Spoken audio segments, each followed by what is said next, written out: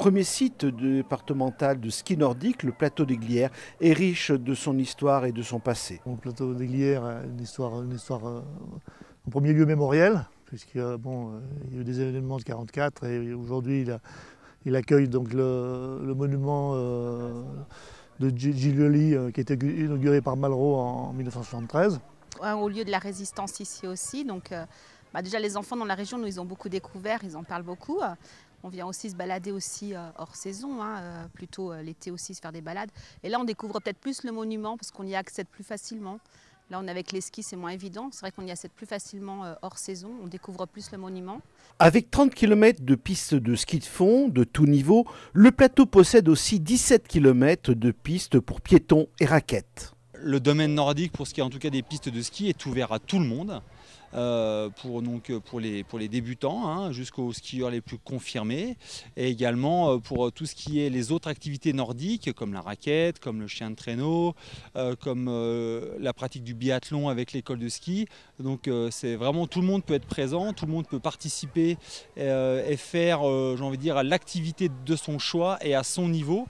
Et pour tout simplement se faire plaisir, quoi. Le plateau des Glières est un grand terrain de jeu, comme le plateau de Solaison également. Vous pouvez aussi, pour les plus jeunes, faire de la luge également.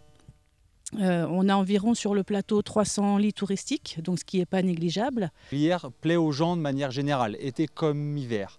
Après, par rapport à l'activité hivernale, c'est aussi une forte volonté à la fois des élus, des collectivités locales, que Glières soit au maximum sur plein d'initiatives, sur la qualité aussi des ouvertures le plus tôt possible.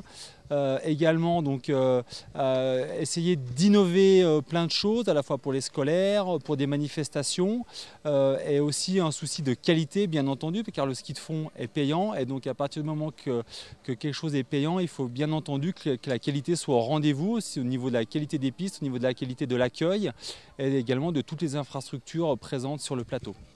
Cet environnement est l'un des lieux favoris des amoureux de la nature. C'est grand. Il y a plusieurs pistes, il y en a un peu pour tous les niveaux. Et puis après, on peut allier aussi la luge, la randonnée, les raquettes. Donc c'est vrai que c'est appréciable. Il y a le domaine est assez vaste et on peut faire un peu pour tous les niveaux. Donc c'est vrai qu'on est avec des enfants, il y a des parents, voilà, donc il y a un peu pour tous les niveaux. C'est ce qui est agréable aussi. Autre atout du plateau des Glières, son impact économique. C'est un atout touristique.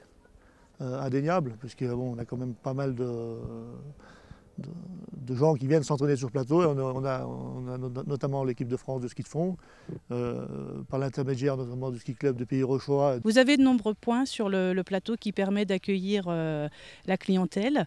On a 6 restaurants qui permettent soit de se restaurer le midi ou le soir, mais également de faire un petit goûter dans le courant de l'après-midi par exemple. Oui. Par rapport aux gens, aux locaux, parce qu'ils ont la chance d'avoir un domaine, un site nordique proche de chez eux, avec une qualité d'enneigement qui est bonne, donc en pouvant faire vraiment tout plein de sortes d'activités et de se dépayser. Et également, c'est un deuxième point de vue très important pour les vacanciers, pour qu'ils puissent découvrir autre qu'une grosse station avec toutes ces infrastructures, mais simplement de venir à la neige, tout simplement en pleine montagne, en pleine nature. Toute la communauté commune peut accéder par un petit bornand, puisque la route, même si elle est limitée au VL de par son gabarit, est très praticable, en général sans souci. Et c'est vrai qu'il y a l'oxygénation, par le ski de fond, par la raquette, par les promenades pédestres.